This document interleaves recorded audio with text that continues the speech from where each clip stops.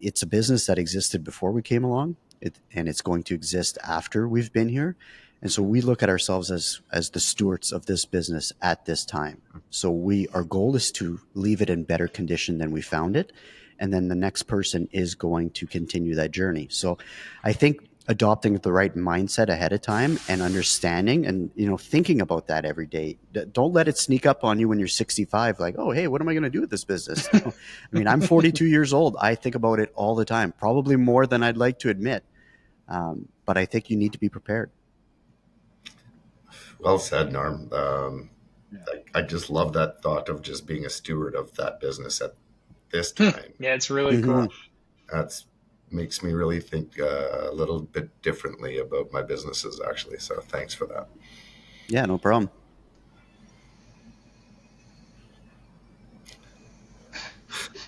Where do we go from here? Yeah.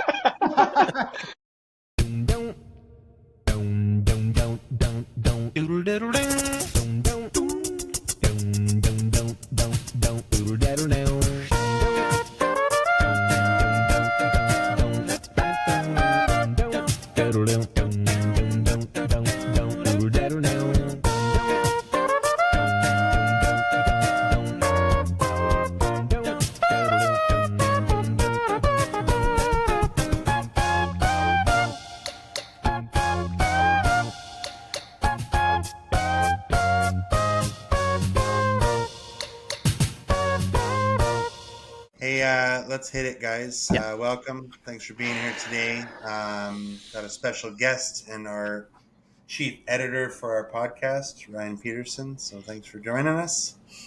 Thanks for having me. Yeah, and Todd from Prestige Collision, Norm, St. Cloud Auto Body, and JoJo at CSN JD Collision. Excited about this one. It's been on our planning board for a while, just to get out there, and the topic is you can own my shop someday. Ryan and I chatted a little bit about where that came from, and we both have some of our own stories to share about what it was like growing up in a shop and working to help build a successful business, and at times that topic would come up. But I think with the other three of you on here too, I'm sure either yourselves or you've heard through the network of shops, colleagues you have, that statement. I'll get right into it. What would entice an owner to say to an employee? I'm guessing usually somebody up and coming, whether it be a manager or somebody who's really showing a business sense and a passion for growing their business. What would entice them to say, hey, you could probably own this shop someday? Or on the flip side, somebody working for a business who sees opportunity, wants to grow, even wants to either be that person someday, or doesn't have the capital or the experience to start their own business, so they start with a business and grow this idea that, you know what, I could either own my own shop one day, or I'd sure like to take over this business. So I'd love to know if you guys have any experience with that, and if you could shed some light on what would entice an owner to say something like that to one of their employees or family, I guess. There's a couple of guys in here that have got real firsthand experience, hey? Yeah. Let's hear from you guys. Well, I've got it a few different ways, really. I am a second generation business owner, so I went through that with, my brothers when we were hoping to buy my dad's business out. Was it totally planned? Did it go the way we wanted it to? In hindsight, no. We probably would have done things a lot more planned and a lot more upfront, because it wasn't a full succession plan that was made, that we knew the rules going into it and doing it. So there's that. And then I've had employees, that I could see could, with their shared vision of what we do, become potentially a partner in the future. And whether I was mature enough to know what those words meant while I was speaking them, to entice them to be better and to help me grow my business. And yeah, I would love to have you as a partner or buy out some of my shares as I'm leaving. But was it done in the right way? No, definitely not, because that employee is since gone. So it can go a lot of different ways. Does that lead into the further conversation about having that succession plan as an owner and knowing what you may want to do in the future, right? I've been through it once or twice. I've been on a little bit of an adventure, and hearing that from ownership before, like, hey, yeah, we would love to get you involved in this business and blah blah blah, and then a couple of years later, after putting the time in and everything else, well, I'm not the only employee that's been told that. And there may be other people that have been there longer term. And now it's like, well, okay, maybe this is the way a partnership's going to work. And 2 of you can run it, or 3 of you. Well, that wasn't discussed prior to, right? It's just throwing stuff at the wall, maybe to keep people happy. I'm not sure. Does it come from that realm of not having that plan? Like, I think some people start these businesses and get into it, and there's no end goal in play. How do we get out? What is the plan going forward? So, I have some stories I can share later of what not to do from an employee standpoint. Yeah. and like, honestly, I think it comes one of 2 ways. You either have, what I mentioned in the second point, where, like, honestly, that is something that I would aspire to do. And the intention is noble. But the lack of planning ends up making for a result that is not satisfactory, especially for an employee like yourself that you might share that story. And then I think the other viewpoint is that shady business owner that just wants to hang that carrot out and see how long they can keep it out there before they move on to the next person to put the carrot in front of.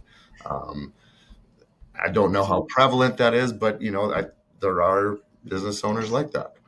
Don't you think it happens by accident though sometimes, JoJo? Like, it's not intentional, but yeah, I've said this to 6 people, stringing them along over the years. Well, no, I'm saying, like, there are some that would do that intentionally. And like, that's not me, but I think those would be fewer than the ones that just haven't put that structured plan together. Agreed. And they're not definitely sure how else to put it, and then nothing gets down on paper and nothing's documented and everything else. So that's what it starts to look like, is the carrot drawn out, right? Yeah.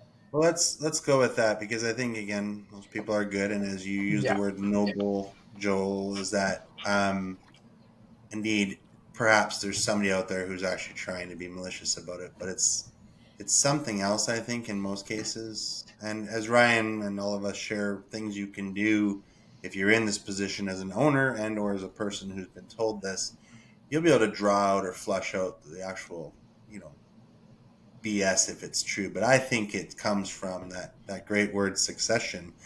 And as we all continue to build our businesses and get older, and we do have people who are just, going hard to help us build it. That's exciting. We want to do more for them. We want to do more for us. But there's really nothing clear. There's nothing laid out. And it is unfortunately tempting to say, well, yeah, it's possible. I mean, vision is great, but vision is scary, right? Like, anyone who has kids and they come ask, can we go to Disneyland? And you say maybe, what did they just hear? It's happening, just not sure when. I'm going to go pack my bags. Whoa, time out. I didn't say yes. I said maybe, but that's vision, and it can absolutely start to spiral, So what would you say, and perhaps just so we could get Norm and Todd too, you got into this business either on your own or through succession, how'd you get into it?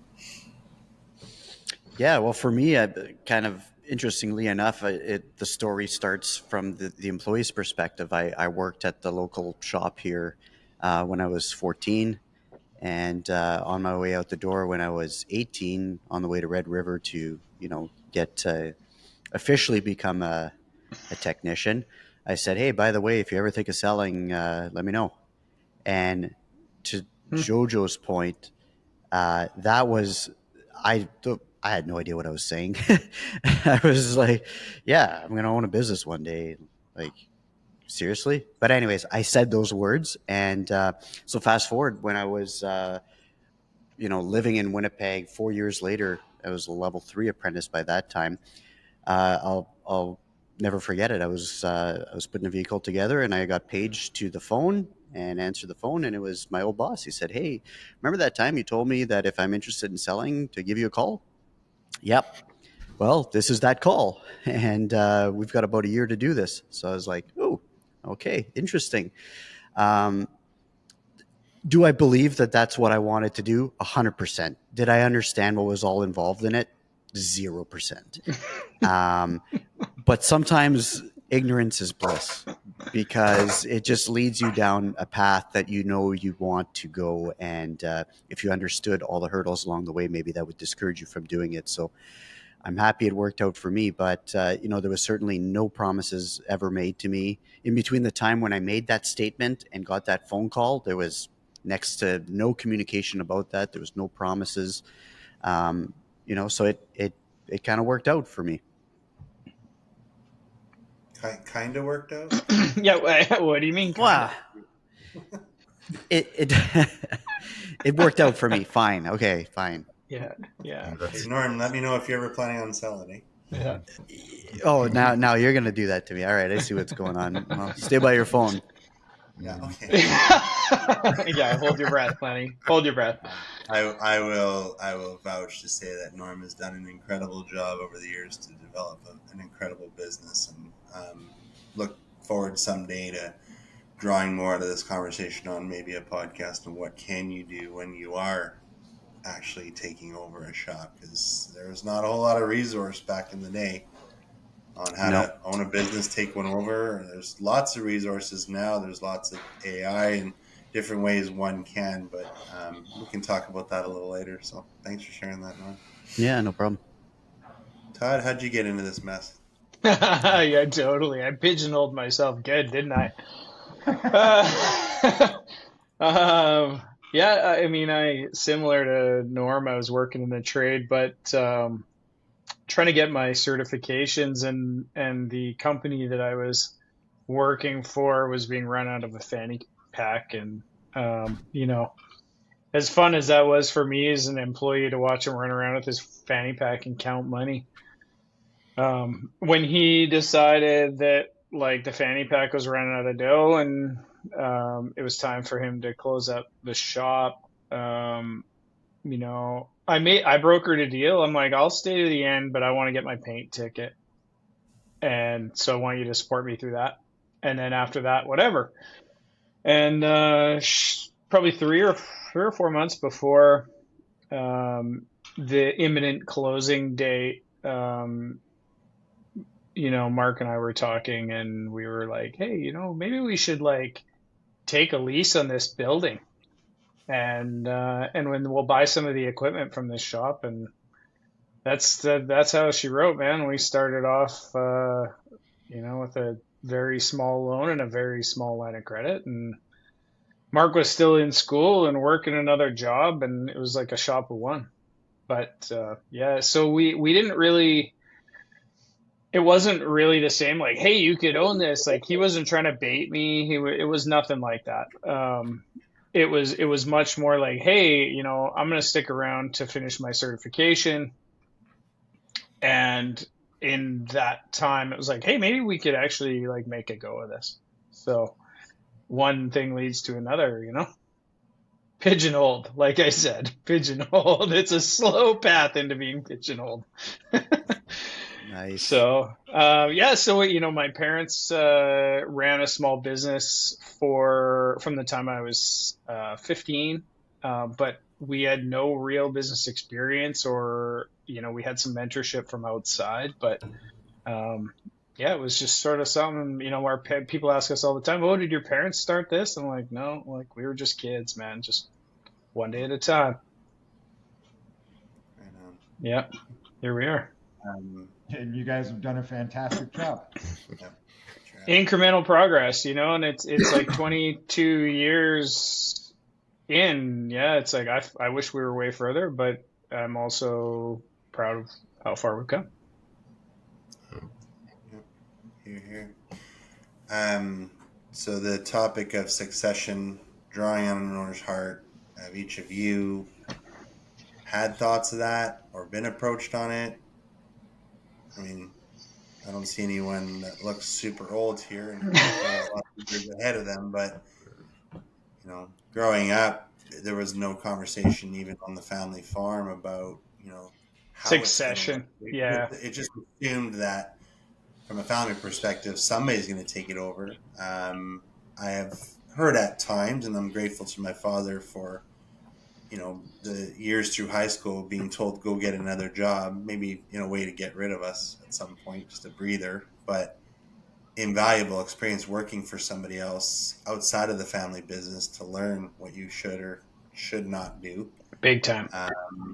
But then, you know, for me, it was never really any impression or urge to talk about it. It was just assumed, right? So I know you each have children and younger. Is that something that crosses your mind already? Not just on who's going to take this over, but is that my kids? Do I now have a conflict if I bring somebody else into the picture? Because to be honest, it's real. We have clients that are dealing with that right now that have employees who want to get involved. They are at an age where they want to talk about it, but they also have young families. What does that all mean? So go down that road a little bit. Have you guys put any thought into that or any? I get shameless plug for a book that every one of you guys should read.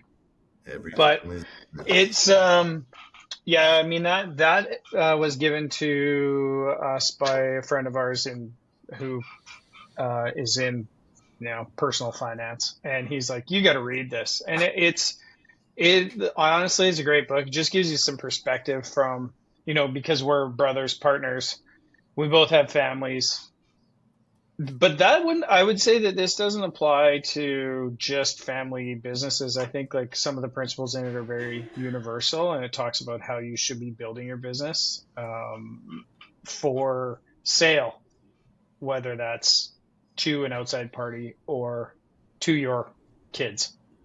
But there should be no transfer of ownership that's like unclear, like JoJo was talking about. Like, man, if I would have really known what I was getting into.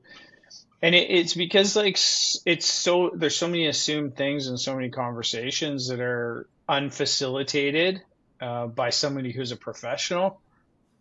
You know, even a shop owner, like I think it's like a bit of a cardinal sin to just lob it past one of your employees. They're like, hey, you could own this. We could be partners one day. Like, whoa, hey, that's like a conversation that needs to happen in a much more facilitated, official environment, that someone who's an expert in business transitions, like, don't just lob that past your painter and be like, hey man, like that's just, you're doing nobody a favor, and there's a reason why those people aren't still in your company.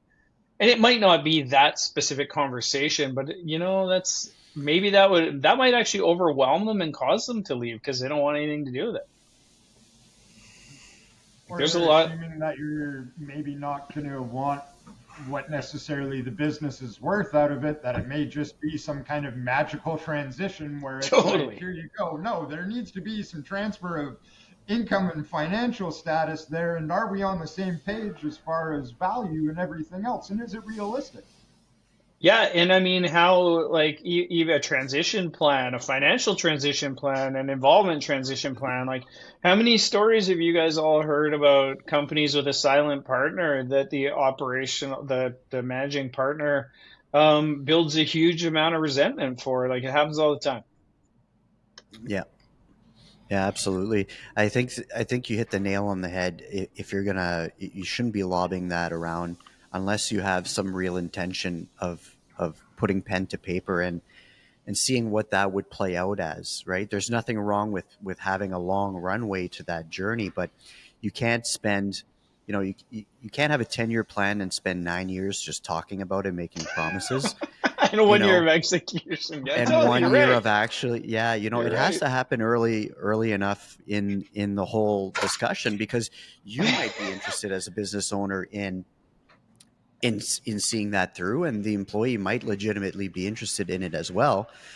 But I think there's always going to be a gap there's a lot of assumptions made, right? What does the employee think the business is worth? What does the owner think the business is worth? Both those people might have a skewed reality of what that actually is. So I think, it's great. I think the entrepreneurial spirit of, looking forward to the next generation or the next person and who's going to take over the business. I think that's great, but I think it's a responsibility of both parties to, okay, what does that look like? Like, and to your point, talk to someone with who would facilitate a deal like that and have them explain it to you to a point where you can decide, oh, wow, this is exactly what I thought it would be, or, oh, wow, this is nothing like I thought it would be. Yeah. No, that's a good point. I was going to add in that country song that says, "I love you" is not a pickup line. Totally. Norm, you drive a great point, and I think that it's important for us to put it out there with anyone listening, is if that is you, where you're in this position of, okay, I know that guy. It's like, I feel it. I got to get working on something. Great book recommendation, Todd, but who do I talk to?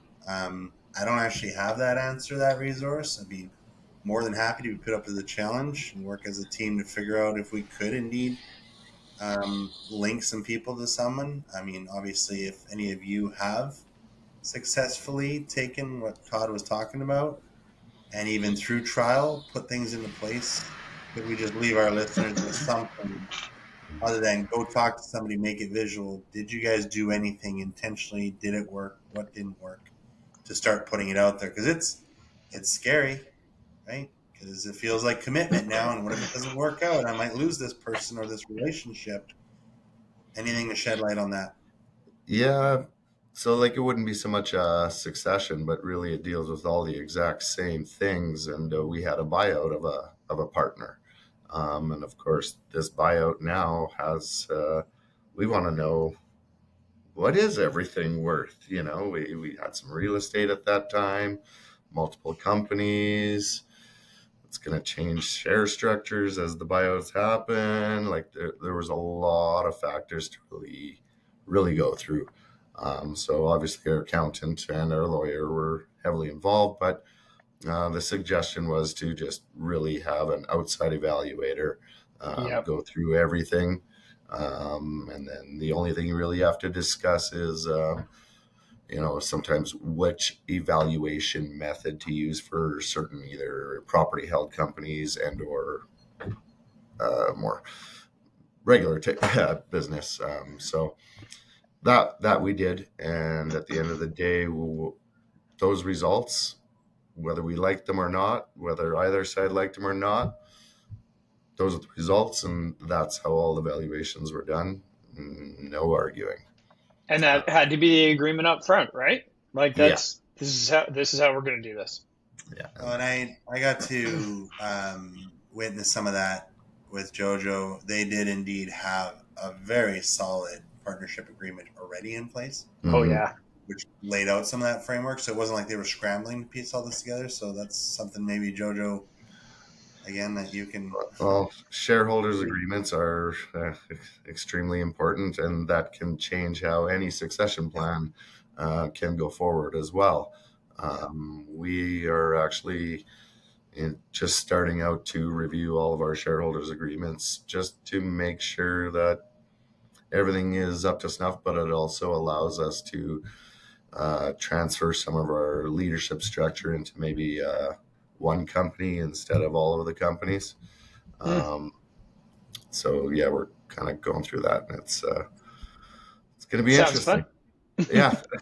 And then I think what was really cool, respectfully, that I watched you guys go through there at JD was that you did touch base on an exit strategy should somebody feel this is no longer for them, and that wasn't based on the failure or the maybe a potential conflict, but let's just be honest that it's okay to name that. Indeed, if that somebody does change their mind or decide to do something else, it's written.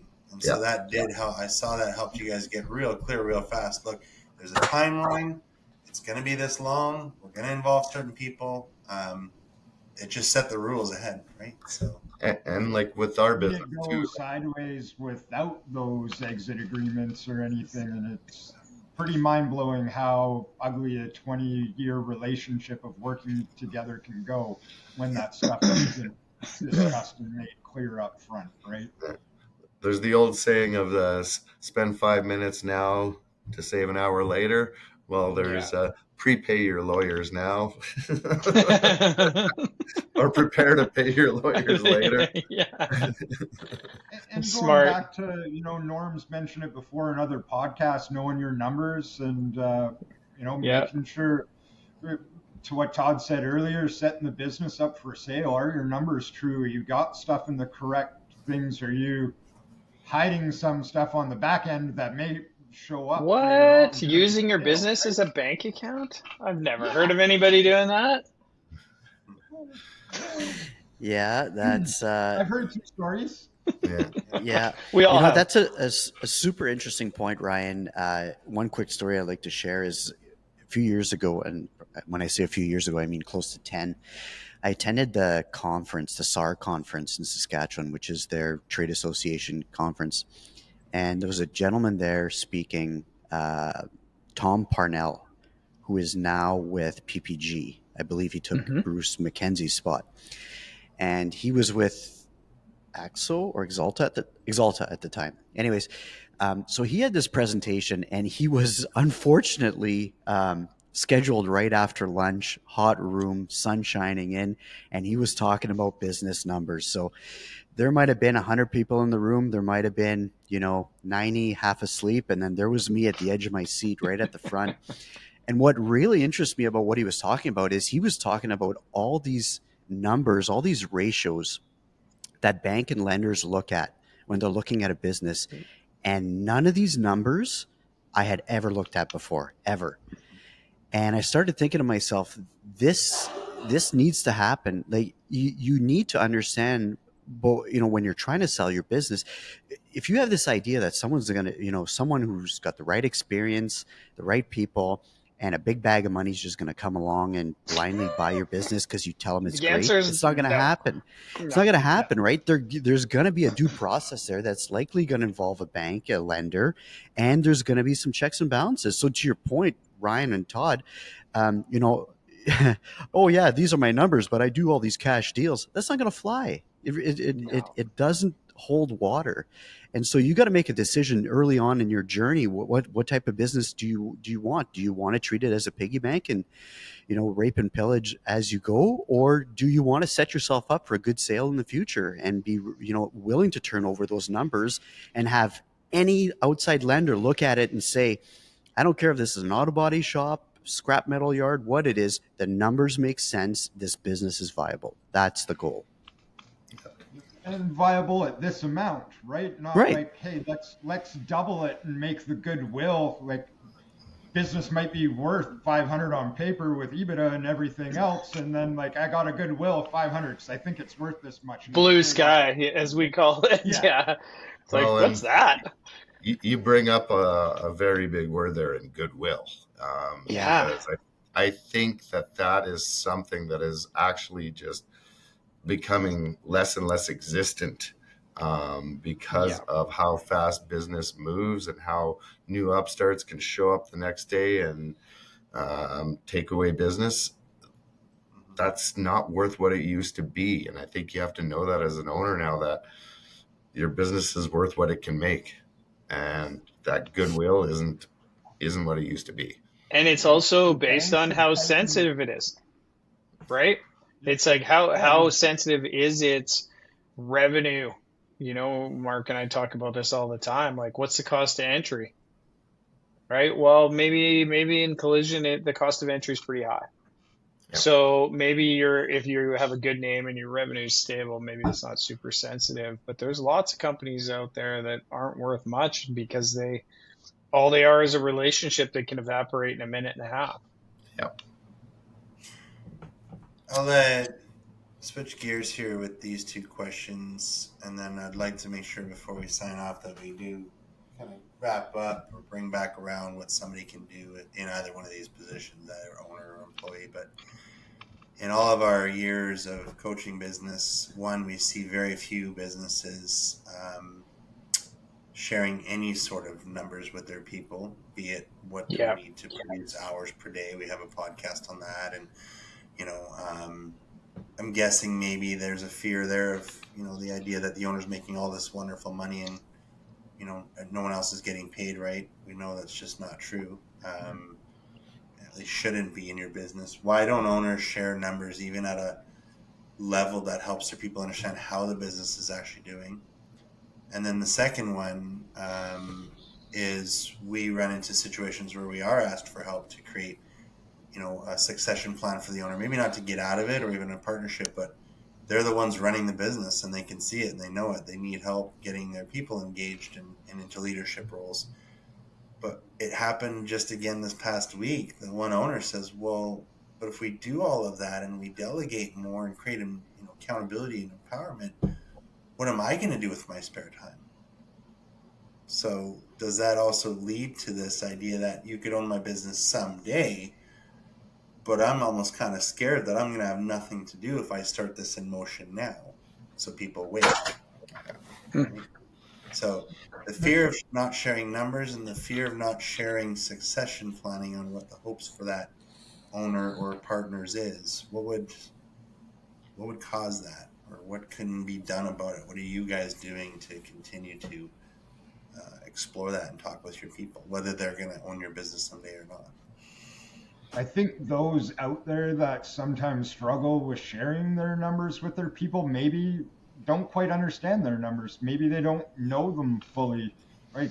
You see some facilities operating on like 8 GLs and you're like, how do you know, like all of your labor is lumped into one thing? You materials, parts, all your parts are just lumped into one spot. Do you know where you're profitable on what parts, and is that guiding your decisions, or are you just throwing stuff at the wall? Maybe it's because they don't know how to explain that to their people, right? And the checks and balances that need to happen, or the ability to, if we get slow, we banked some money so that we can continue to pay you guys to be here and clean the shop and do other things if the work was to drag up. Like, I think that's part of it. I don't know. Looking at you guys, chime in a bit too. I can hear Norm going, know your numbers or get out. Going in my head. I'm glad that I don't need to say it. You guys say it for me. Oh, that's awesome. To answer your question, Lenny, there's a couple of things that I keep in mind from a business standpoint. One of those things is that when the time comes for me and my wife to sell this business, I think we might not necessarily be ready to do that, but nothing is ever going to be perfect. So I think mentally we're prepared and we understand that we're probably going to have a second career, right? Owning the shop maybe is our first career, and then we're going to have a second career. And I think you need to be okay with that, depending on when that is going to happen. We've seen it so many times where people hang on to their businesses for too long and they pass that peak point where they could have got probably max dollars for it, and then it starts on a downward trend, and then it's a spiral that's very, very hard to get out of. So I know for ourselves, we look at St. Claude Auto Body. It's a business that existed before we came along, and it's going to exist after we've been here. And so we look at ourselves as the stewards of this business at this time. So our goal is to leave it in better condition than we found it. And then the next person is going to continue that journey. So I think adopting the right mindset ahead of time and understanding and, thinking about that every day. Don't let it sneak up on you when you're 65. Like, oh, hey, what am I going to do with this business? I'm 42 years old. I think about it all the time, probably more than I'd like to admit. But I think you need to be prepared. Well said, Norm. I just love that thought of just being a steward of that business at this time. Yeah, it's really cool. That makes me really think a little bit differently about my businesses, actually. So thanks for that. Yeah, no problem.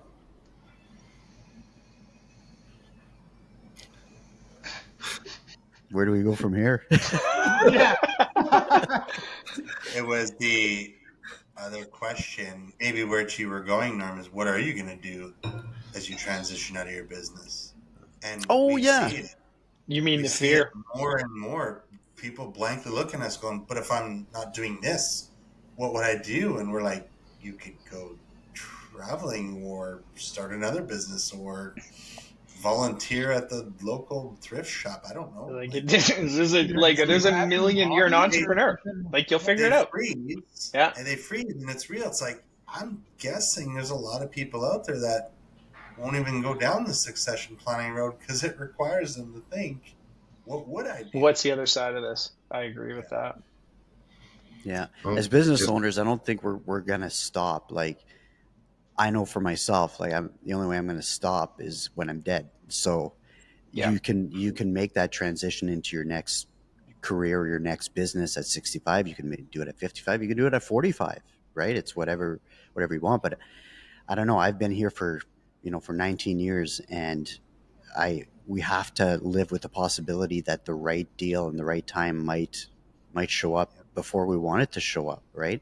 And it's another piece of that puzzle is kids. I mean, I have a 10-year-old and an 8-year-old, and you don't want to get too far ahead of yourselves. But when my little girl asked me the other day to take her around the shop and explain to her the stages of the repair, I'd be lying if I said it didn't cross my mind. Like, oh, is she interested in this? And I know that sounds ridiculous. She's 10 years old, but as business owners, we're required to think 10 years ahead. So that puts her at 20, right? So where are we going to be at that That's point? That's a tough question to answer, right? And back to your promises you made to your employees, maybe you made them or maybe you didn't, and now what? That you're going to wipe that away because you got a kid interested? Like, you're going to put yourself in a tough spot. I've And got you a also touched on an important thing there, Norm. You're looking out 10 years. I don't believe that there's a majority of people that have had that 10-year plan. Maybe it is the majority that are looking at that 10-year plan, but I think there's some goals and stuff like that that people haven't set for themselves. They wanted to get at their own facility, or they wanted to buy their own business. For whatever reason it was, they were sick of working for other people. They just have a Yeah. big vision of the future, and then they launch into it. There's no end game set from the get-go, and they're not looking at that vision going forward. What is our goal? How long do we want to work? Right? I think there's a pretty solid difference between someone who's actually experienced business ownership versus working in the business as a function of the day-to-day operation. And I think that you can, when you taste what true ownership feels like, and I'm not talking about owning your day-to-day job and being a slave to it, being owned by it. I mean, truly owning the company and being able to work on the business. I think you can start to see, the other side of that a bit more clearly. I think, like, Norm talks about his other career, and I love that. I think that you should always be open to the possibility as an owner that this may be not my last career. And even as I own this company, as we grow and as we bring our team up, that could put us in a spot where we're doing something completely different than we thought we were going to be doing in 3, 5, 7 years. So I do think there's a lot of fear about the other side of it, but I can tell you, if as a shop owner, if you are lobbing past that you could own a piece of this, and that shop owner goes to work and he opens the door in the morning and makes coffee and he locks the door at the end of the day, he's always the one there, that all that person's looking to do, in my mind, and I don't think it's malicious, is just like share the load with somebody because they have not figured out how to empower their team Yep. to push them into a And then different place. to that note is systemizing your business so that you don't have to be the one there, and ultimately reducing the risk of the business failing because there are no systems. I mean, a business does start often from a thought, but JoJo, your team continues to expand. I mean, you all do in a way, but you went from collision then to towing, right? Now you've blowing up your towing business in such a beautiful way. Now you guys are looking at playing with a freight business and a Mechanical business. mechanical, right? All subsidiaries, but in a way that's built off a system. Yeah. That your people understand and they can follow and help you build. But you're having fun, right? Like you're like try and say with your face that you're not having fun. Well, it's kind of funny. Tell us you're having fun, please. I am having fun, yet I am scared, and but I have amazing people. I have all of those feelings and thoughts every single day because I'm a human being. But it's I don't know where I'm going to end up, but I've had 2 careers within this career already. I was a technician. I consider that one career, and then I think ownership. That's already my second career. It's the same business, but nowhere near the same thing. And yeah, I'm gonna have a third career too, Norm. It's coming soon, and I just need to let go of even more tasks that I hold on to because it's a struggle every single day. But yes, I'm having fun, and it's just amazing to watch the empowered people around me do all of the cool things that they can do. That to me, that's what brings me the most joy, is just seeing how good of hands that I am in once I let go. Well said. Yeah, very, very cool. Love that. And encourage anyone to reach out to any owners in this podcast and ask more questions. Just reach out through this link. But I guess what I'm asking at the end is, we all know they're out there. We all, in a way, have been involved or still are. This idea of what is next for me in my business or in what I offer to a business. What are some things you guys could offer for advice? Whether you have successfully implemented it, you're playing with it, or you're still kind of after it. What could we leave our listeners with on things that you could do to indeed, I guess, maintain clarity about where you're at? Maybe you don't know, right? Maybe you have said to somebody, you could own this business someday, and then, as Norm said, kids come into the picture and you're like, uh-oh, right? Or in another case, you've bought another business and you're overwhelmed. So anyone share what you would say to a business owner or an employee if they're in this situation? Well, I can give some advice to an employee, I think, just to get things going here. I would say that if you're on the receiving end of that pickup line, if that's what you want to call it, if you can own my shop one day, I think you need to start taking measurable steps towards achieving that and putting things into action, because until you do that, you're going to continue to get strung along. And I think, you don't want to end up, looking back in 5 years from now and saying like, oh, that guy strung me along the whole time. We're not going to play victim. Take ownership of it and make those decisions. Get out there, approach someone at a lending institute and say, look, I'm 20, 25, 30 years old. I work at this shop. There's been interest, to me owning the shop one day. And I want to see what that looks like. And if you're in any lending institute that's worth its weight, they should be able to help you, or at least point you in the right direction. And I think as you start going down that journey, you're going to get to the point where you need to hold, the boss or the person potentially selling you the business accountable, and start putting some action items in place for them. And that's where you're going to see how serious they are. Because if this was just a pickup line, you're going to be able to tell really quick. But it's not that work that you've done to get that point is going to be wasted either, because if you truly are set on being a business owner one day, that whole exercise is worth something. So you're going to just know that, okay, this isn't the place it's going to happen. You're going to start looking elsewhere. But that would be my advice to anybody who's looking to buy a business or has been told that they could maybe own a business one day. It's pretty good advice, Norm. Mm-hmm. Yeah, I'll circle back to that book that was handed to me by Tom Dean. In that book, he says there's 12 questions that every business owner needs to ask themselves on an annual basis.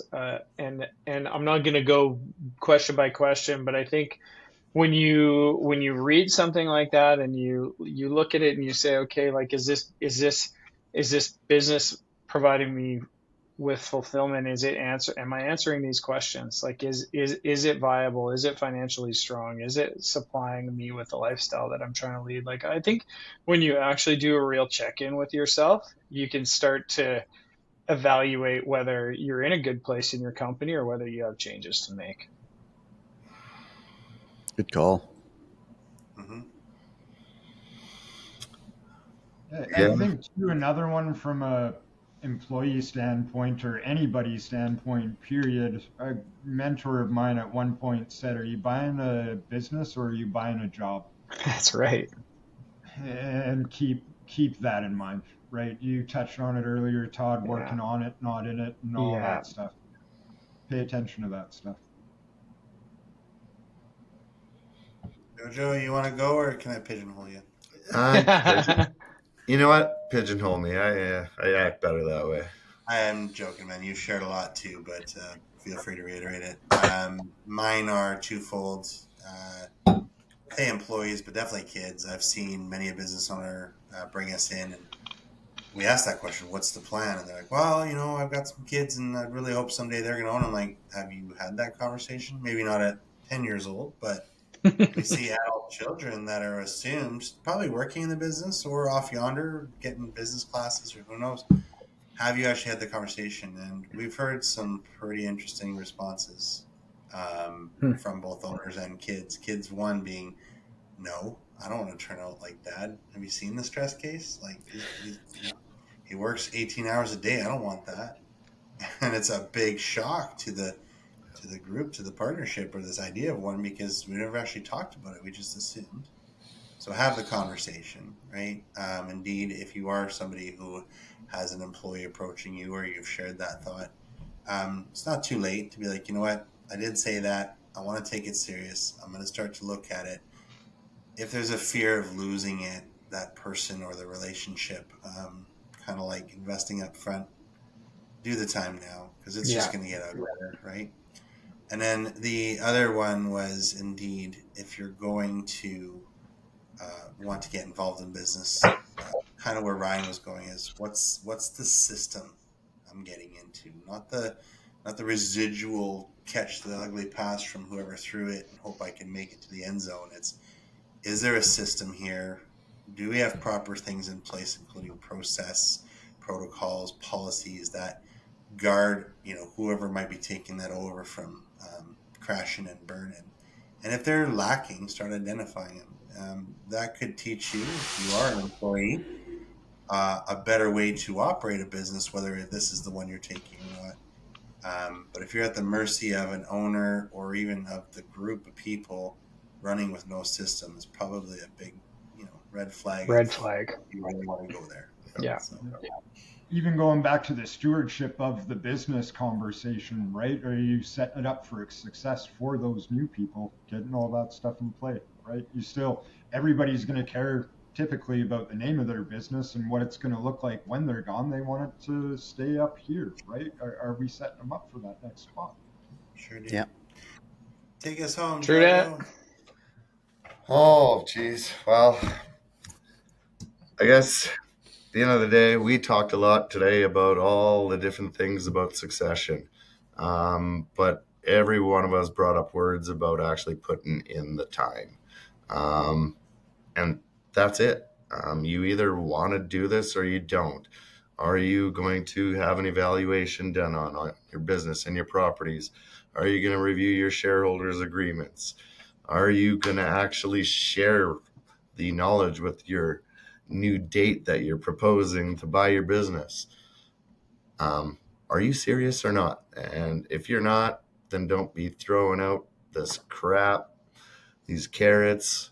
Let's just be honest businessmen and be like Norm. Be stewards for that business before it gets passed on. Because at the end of the day, I think that's what we all need to live by ourselves personally every single day. If we're not making it a little bit better, we missed out on an opportunity for that day. So that's what I got for you guys right here.